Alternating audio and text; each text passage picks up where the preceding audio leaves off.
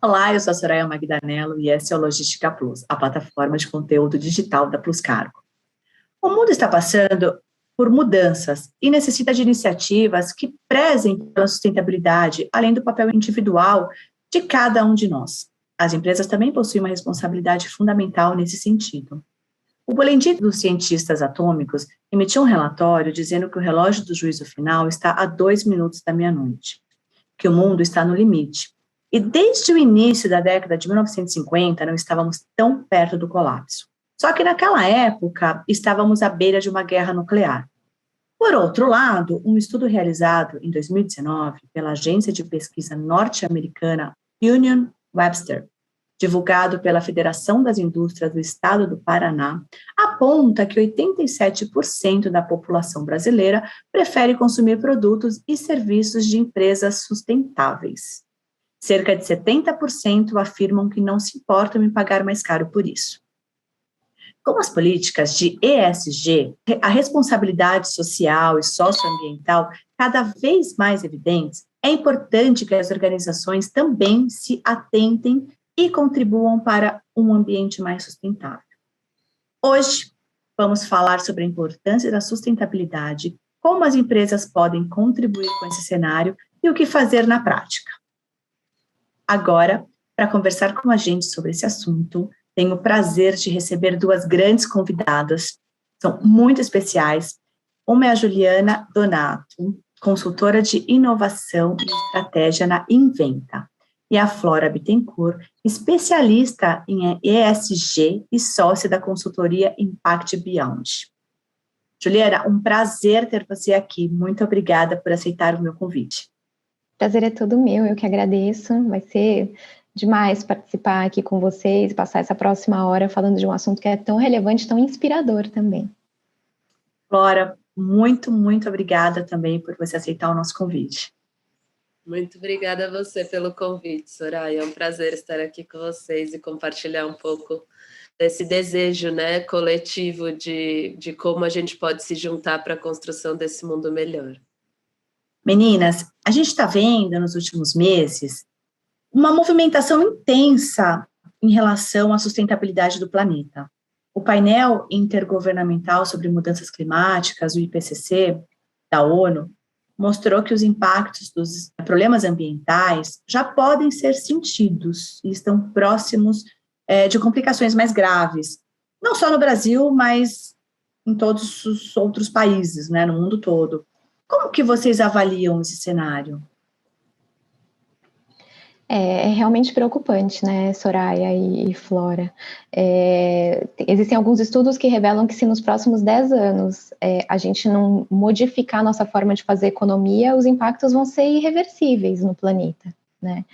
De pensar que em 2025 o planeta vai ter 8 bilhões de habitantes, né, e cada um de nós deixando uma pegada, deixando um rastro. Imagina quanto lixo, isso só de falar de resíduo, né, mas quanto lixo cada um de nós gera.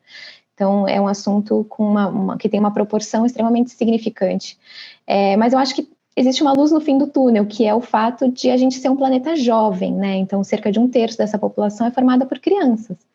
E crianças essas que nós já estamos criando e educando de uma forma diferente, né? Mais conscientes, mais preocupadas, né? Mais preocupadas em inserir esses assuntos no dia a dia e na vida. Então, eu acho que existe uma luz do fim do túnel, é o nosso papel, né? Continuar levantando essa bandeira no nosso dia a dia, mas é um tema extremamente relevante, cada vez mais. Eu concordo muito, Juliana, com você, e eu gosto muito de falar uma frase assim, de que há 20 anos atrás a crise climática e ambiental era um problema ambiental, né? Que ficava muito com os ativistas e não era problema de ninguém. Há 10 anos se tornou um problema de desenvolvimento, né? Então a gente pensava que era responsabilidade dos governos. E agora é uma questão de sobrevivência. Então, se todos não passarem a olhar essa pauta e essa agenda como prioritária, como algo onde todas as estratégias sejam voltadas e criadas a partir disso, é sobre a sobrevivência da espécie, né? Tem algumas ativações e vídeos novos aí rolando na internet sobre a extinção, né? Sobre a gente lutar contra a extinção da nossa espécie. Então, quando a Juliana também traz isso de ser um planeta novo, né? Eu acho que essa é a lente que as pessoas têm que mudar. A gente não está falando sobre a extinção só do planeta Terra. O planeta Terra vai se regenerar quando a gente acabar. Então, é sobre cuidar do ser humano também, sabe? A gente olhar... E aí, essa dificuldade que as pessoas têm de agir, né? De começar a mudar uma cultura para essa nova cultura da emergência, talvez se elas conseguirem virar essa lente, que é sobre a sobrevivência da nossa espécie, fique mais... fácil de agir, né? De mudar a forma como faz as coisas. E diante desse contexto, eu gostaria que vocês comentassem qual o papel das empresas em relação à responsabilidade socioambiental. Eu acho que é fundamental, né, o papel das empresas. Há alguns anos, os países desenvolvidos e as suas instituições de caridade doaram algo da ordem de 200 bilhões de dólares para os países em desenvolvimento, que são os que mais sofrem, né, com essas questões globais. São questões globais, mas os países em desenvolvimento acabam sofrendo mais com pobreza, desigualdade, fome. Só que naquela mesma época, as empresas, os negócios, investiram nesses mesmos países algo em torno da ordem de 3,7 trilhões de dólares. Né? Lógico que os 200 bi foram muito bem-vindos, né? Os governos e as ONGs fizeram muita coisa com aqueles 200 bi, mas a gente tem que concordar que grandes problemas precisam de grandes soluções. Né? Então, algo em torno, né, mais puxando para a ordem dos trilhões do que da ordem dos bilhões de dólares. Então, é claro, né, que para a gente poder ter um progresso duradouro com relação a essas questões, esses desafios do mundo, os negócios, eles precisam conduzir as soluções. E isso faz muito sentido quando a gente pensa que um negócio em si, uma empresa, ela foi concebida para quê? Para atender uma necessidade de cliente sendo lucrativa, ou seja, sobrevivendo, né? E nada melhor para você garantir a longevidade de um negócio do que você incorporar no seu próprio negócio alguma questão que seja importante para o planeta, para a sociedade, para o meio ambiente. Isso com certeza vai ajudar essa empresa a assegurar a sua longevidade. Então, é um tema extremamente importante de ser conduzido mesmo pelas empresas e de estar cada vez mais imerso dentro do próprio negócio, vide agora a preocupação com ESG no próprio mercado financeiro. Então, cada vez mais os investimentos eles estão sendo drivados e orientados para empresas que tenham essa métrica mais avançada e mais desenvolvida dentro dos seus negócios, né? E até surgindo uma nova categoria de investidor, né? Os investidores ativistas, né? Ou investidores conscientes, que estão fazendo uma revolução dentro das corporações, né? Para que elas, de fato, gerem impacto, né? Porque aqui a gente não está falando de filantropia corporativa, acho que também isso é importante de deixar clara essa diferença, né? A filantropia corporativa também tem o seu valor, mas é marginal, né? É incremental o que ela gera. E quando a gente tem um downsize numa empresa, é uma das primeiras coisas que vai ser cortada, né? A filantropia corporativa. Então, o que a gente precisa é de impacto. É de negócios que gerem impacto na cadeia inteira, desde o suprimento, o design do produto, distribuição, né? Então, esse é um conceito que tem que começar a ser vivido pelos negócios e tá aí o ESG para medir isso em termos financeiros, né? Até recentemente a Diana Partners, que é aquele fundo extremamente grande e importante nos Estados Unidos, mandou uma carta aberta para a Apple dizendo, olha, seus smartphones estão viciando as crianças, façam alguma coisa. Então, certamente o board e a equipe técnica está de cabelo em pé lá, tentando agir, porque sabem que o valor da companhia está sofrendo algum tipo de risco, uma ameaça, né, com relação a isso. Então, o papel das empresas é fundamental.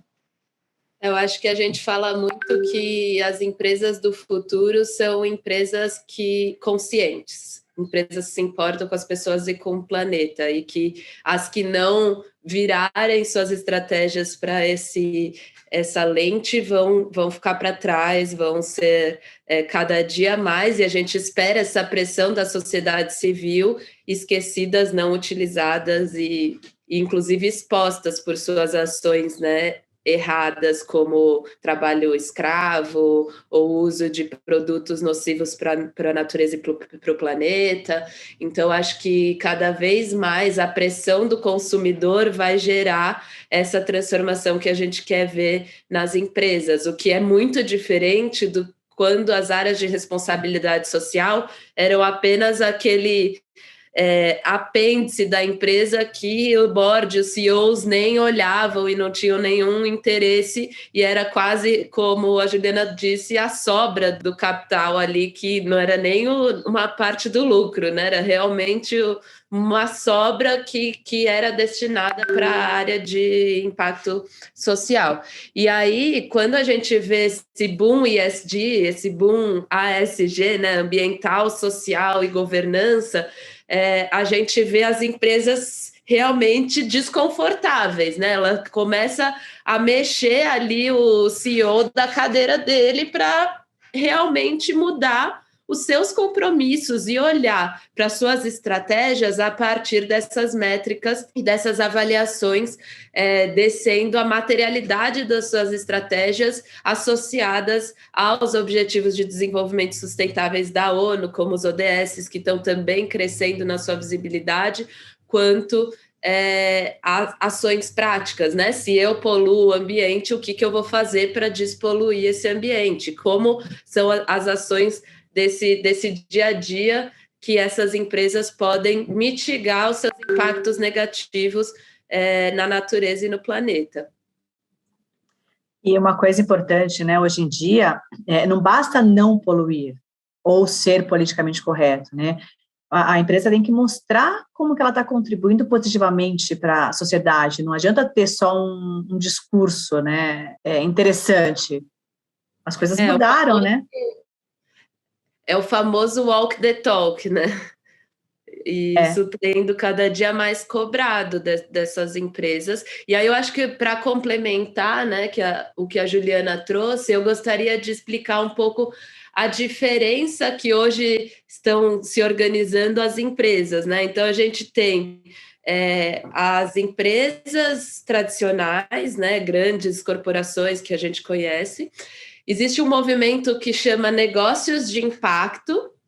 Existem os negócios sociais e as organizações da sociedade, né, as OSCs, as organizações da sociedade civil, as antigas ONGs, né?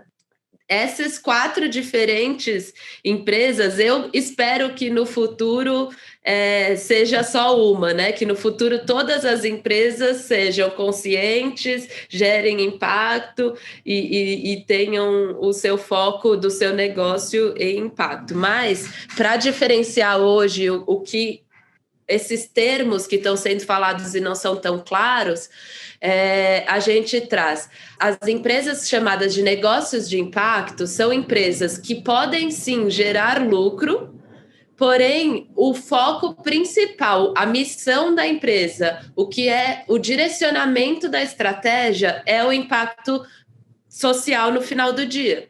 Então, a minha empresa, eu considero ela um negócio de impacto. A gente definiu que o nosso objetivo como empresa é gerar oportunidades para o ecossistema de empreendedorismo social, conectando e diminuindo as pontes entre as empresas tradicionais e os empreendedores sociais. Uma empresa que é considerada negócio social, e aí geram bastante dúvidas, o negócio social é uma teoria que vem para tirar a visão do lucro. E ela vem da Índia, pelo Mohamed Yunus, e ela traz essa visão de a empresa não precisa ter lucro. Todo o dinheiro deve ser reinvestido no negócio ou destinado a impacto social. E o Yunus fez um case incrível em Bangladesh com a Danone, onde ele fez uma fábrica de um Danone muito nutritivo que diminuiu radicalmente as taxas de mortalidade infantil por desnutrição. Esses Danones eram vendidos por um preço extremamente acessível, então não era aquela prática de assistencialismo, de doação de alimento. E quem foi contratado para ser os vendedores eram os moradores, as moradoras de rua da região. Então, você gerou num ciclo trabalho, apoio à desnutrição infantil, geração de renda a um preço acessível para aquela comunidade e estruturando um negócio dentro de uma comunidade que pode gerar também um impacto no entorno de empregos e etc. Então, você fecha um ciclo com uma empresa muito conhecida como a Danone, mas que criou um braço de impacto social. Outro case de negócio social é a Ambev Água Ama. Então, a Ambev introduziu essa estratégia dentro de um produto dela. Então, toda a água ama vendida, o lucro é destinado para regiões com pouca água no Brasil, para ajudar nas questões das soluções hídricas que precisam acontecer. E o terceiro caso são as organizações da sociedade civil, as ONGs sem fins lucrativos, que o objetivo inteiro e todo o processo é gerar o impacto social na ponta, e a ação é essa ação da ponta. Então, é legal a gente diferenciar essas diferentes empresas, porque também dá cada vez mais liberdade das pessoas entenderem, tá, e o que eu quero ser? Como que eu posso me posicionar? E como que eu posso atuar? Eu não preciso virar uma ONG para começar a gerar impacto social e nem um negócio de impacto, né? E aí as grandes empresas, mesmo visando o lucro e o foco principal ser o lucro, o que elas podem fazer responsavelmente agora? Gente, como é que a gente pode engajar os colaboradores para que mais pessoas possam colaborar com a sustentabilidade? Eu acho que esse fazer o bem, ele se retroalimenta, né? Então, se a gente consegue fazer com que o nosso negócio, de fato, tenha suas estratégias focadas nessa questão toda da responsabilidade, do impacto, né? Quem está envolvido nele se identifica, né? E começa por si só, na sua vida, a ter hábitos que sejam mais responsáveis, né? Então, eu acho que algumas coisas pontuais, né, que as empresas já têm feito já há algum tempo, como eliminar copos de plástico, a questão do lixinho nas baias, enfim, algumas coisas, né, que já são padrão, né, ou até básicas, isso, ok, acho que a gente precisa fazer, mas essa questão de você incorporar, de fato, na estratégia do seu negócio, essa vivência em responsabilidade, né, como a Flora comentou, né, dos negócios sociais, por exemplo, que é um viés extremamente possível, né, e viável, eu acho que isso é um alavancador, né, então, um outro exemplo, né, a Flora comentou alguns exemplos, e tem um que eu acho que é emblemático também, e me apaixonou, foi o da Airbnb, com a questão, né, de fornecer moradia para vítimas de calamidades e os refugiados, né. Então, você pensa, poxa, como é que isso impactou de forma positiva a própria lucratividade da empresa, né? E de fato impactou, porque como eles monetizam aumentando o número de anfitriões e de pessoas conectadas à plataforma, e certamente uma atitude como essas angariou muito mais pessoas e com certeza fez a roda deles girarem, então eles não deixaram de ter lucro, pelo contrário, né, aquilo foi um alavancador da lucratividade da própria empresa, com esse viés de responsabilidade e de impacto, né? Então, eu acho que essa coisa do exemplo, hoje em dia, é extremamente válido. E uma coisa que a gente tem trabalhado nas nossas consultorias é sobre a estratégia de engajamento, né? Então, quanto que a gente pode, como empresa, facilitar a jornada desse voluntário, dessa pessoa, para que ela se aproxime dessas temáticas, ela seja tocada verdadeiramente, né? A gente aqui, tenho certeza que nós três aqui conversando já fomos picada pelo mosquitinho da sustentabilidade do impacto social. Como que cada vez mais a gente difunde aí esse engajamento, essa vontade de fazer, né? Acho que o momento que você se envolve com o tema e como a Ju muito bem trouxe, né? O fazer bem estimula você a querer fazer mais. Cada vez mais que a gente conseguir trazer mais gente para esse lado, eu acredito que esse fluxo é verdadeiro, porque eu não consigo dormir, às vezes, pensando em novos projetos, novas ideias, novas coisas que a gente pode fazer, e eu tenho vontade de contagiar cada vez mais as pessoas com essa vontade de fazer, sabe? Nossa, eu tenho esse mesmo sentimento, eu fico enlouquecida, eu fico tendo ideias. No meio do ano passado, eu recebi eu sou muito ecologicamente correta, né? E eu procuro colocar isso na empresa. E eu recebi era um domingo, eu acho, eu fiquei tão feliz, uma colaboradora nossa, ela mandou uma foto que ela começou a separar lixo na casa dela, coisa que ela não fazia antes, né?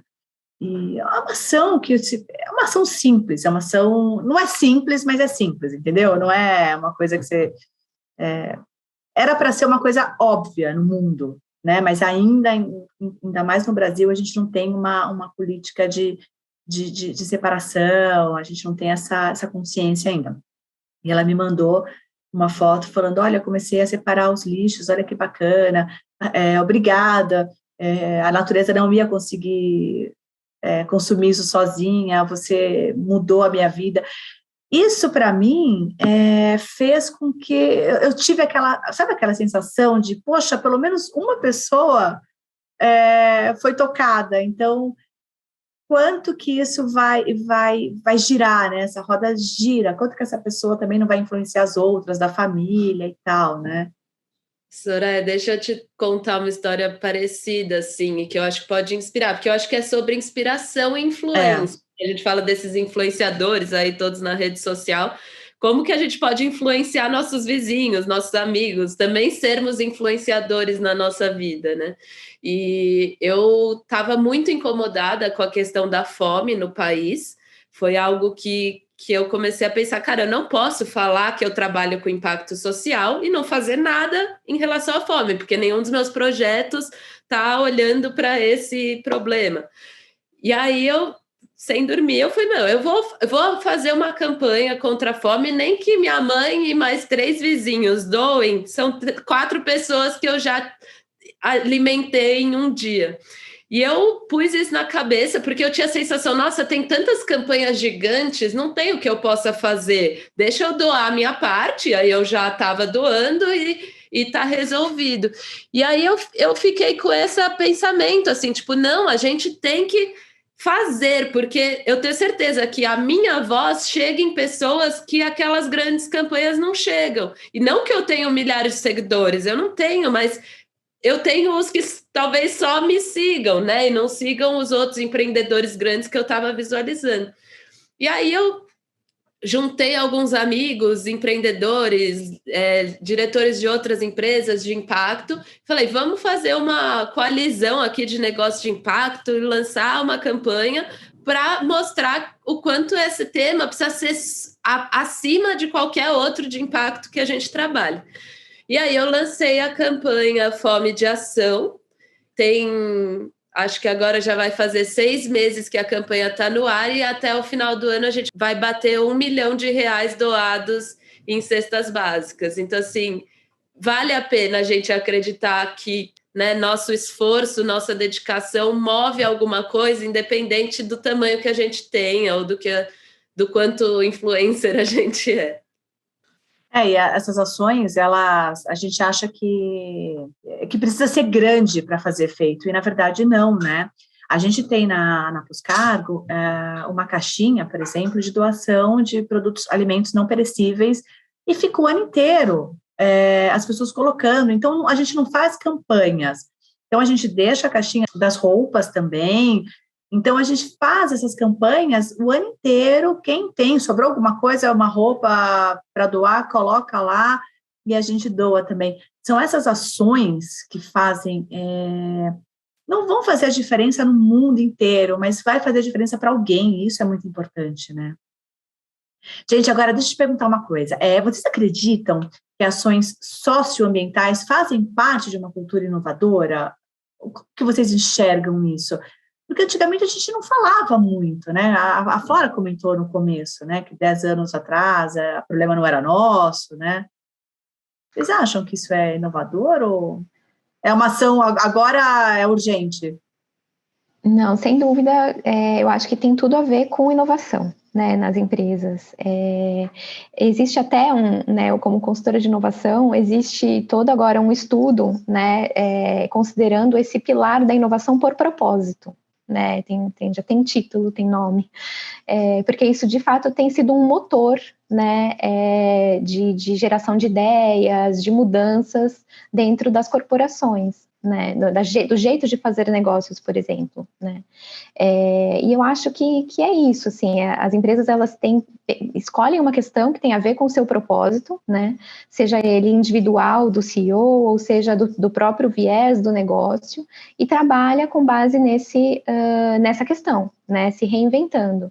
E, de fato, a inovação, ela precisa cada vez mais ser tratada como uma competência-chave, né, um processo de negócio, para que isso não seja um voo de galinha, digamos assim, né, é uma iniciativa, como você falou, de uma campanha, não, que tem começo, meio e fim. Não, eu preciso de verdade encarar isso como um processo de negócio, tanto quanto eu tenho vendas, que é um processo de negócio, a logística é um processo de negócio, o marketing é um processo de negócio, né, então, a inovação, e a inovação por propósito, ela precisa ser cada vez mais encarada como um processo de negócio mesmo, né, para que ela consiga ultrapassar todas essas barreiras que existem, né, existem as barreiras do mercado, do concorrente, existem também as resistências internas, né, que não é todo mundo que muitas vezes compartilha das mesmas ideias, então tem bastante vento contra, né, então por isso que a gente precisa ter esse processo de negócio bem estruturado, e a inovação, ela vem para isso, né. Tem um outro tema que a gente trabalha na Impact Beyond, a gente é uma consultoria guarda-chuva e a gente tem algumas plataformas embaixo. E uma delas é a Social Lab, que é uma plataforma de inovação aberta, que é uma plataforma que está na América Latina, em 6 países da América Latina, e a ideia é lançar desafios de empresas para receber ideias de startups, empreendedores e até consumidores. Então, isso é uma inovação que a gente chama de inovação social corporativa. Então, como que as empresas passam a fazer de uma forma diferente o que elas sempre fizeram. Então, talvez, para solucionar um problema de logística reversa para a Ambev, ela contrataria os melhores especialistas do tema alguns anos atrás. E aí, o que a gente fez esse ano foi lançar um desafio que chamou Ideias que Transformam, que pedia para os consumidores ideias de como melhorar a logística reversa da Ambev.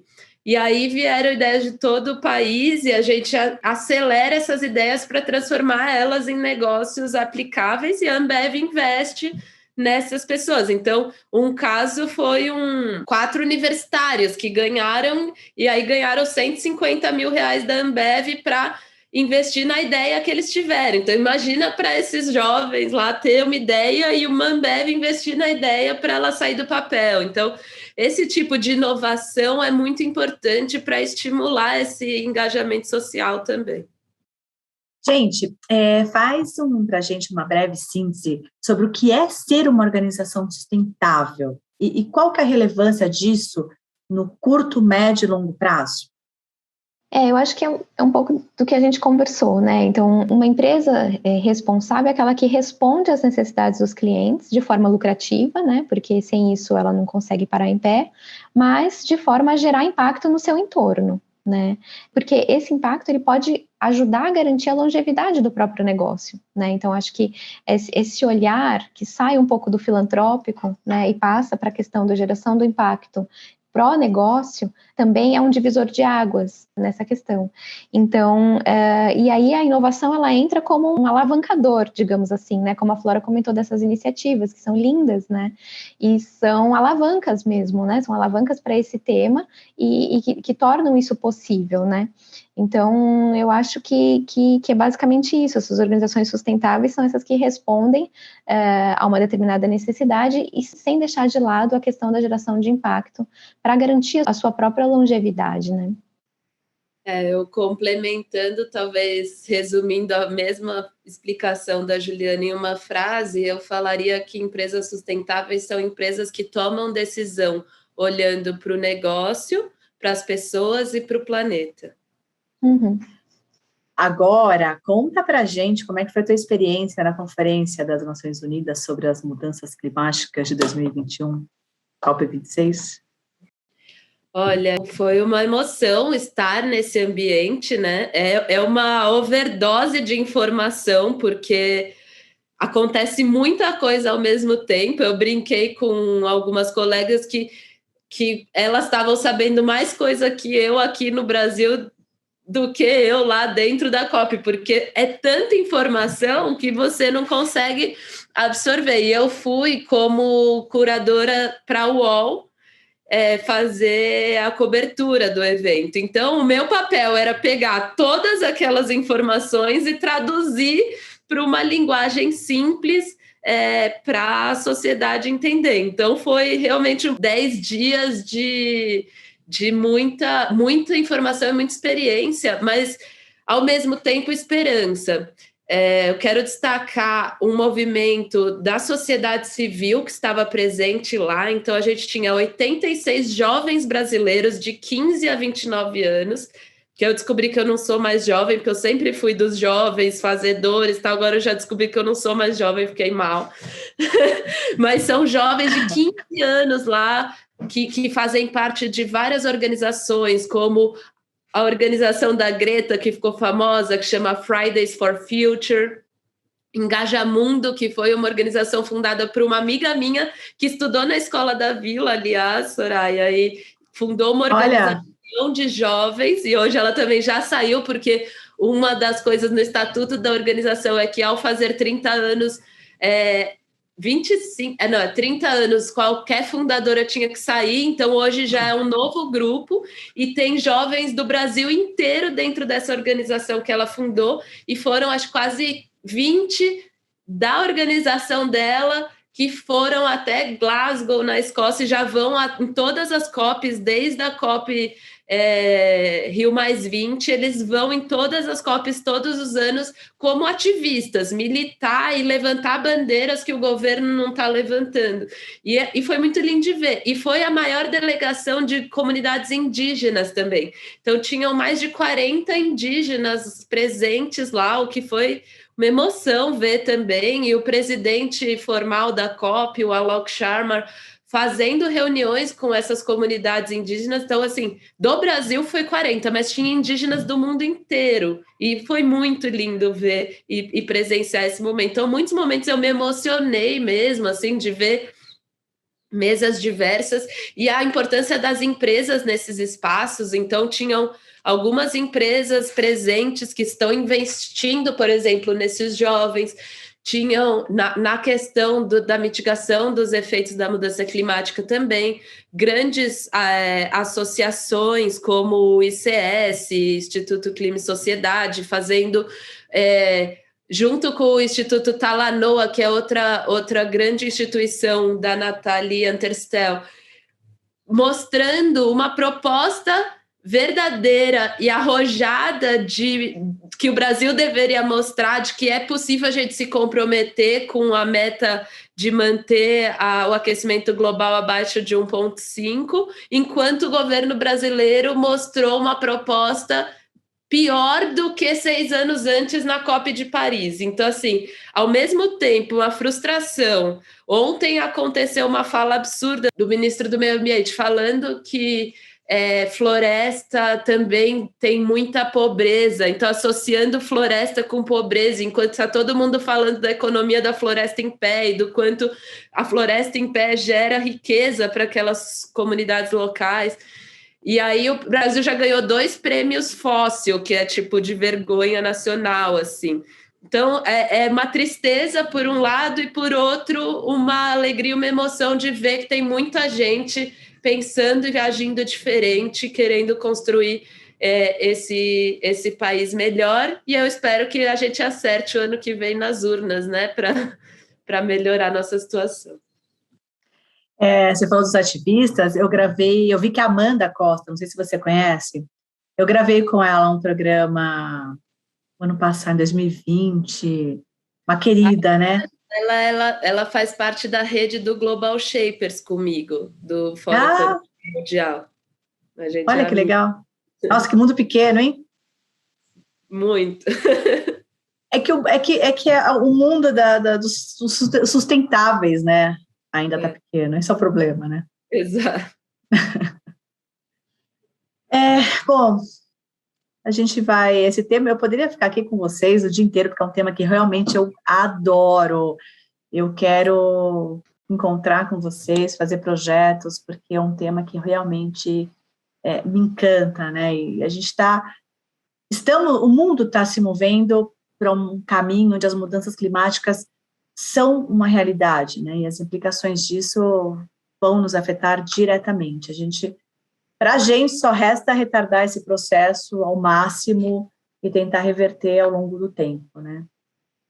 Meninas, Juliana, Flora, muito, mas assim, muito obrigada por aceitarem o nosso convite para esse bate-papo tão importante, tão esclarecedor, tão enriquecedor. Obrigada por vocês fazerem a diferença e compartilharem tanto conhecimento com a gente. Obrigada, Soraya. Prazer, Flora, te conhecer. Muito obrigada, Soraya. Ju, muito prazer te conhecer também.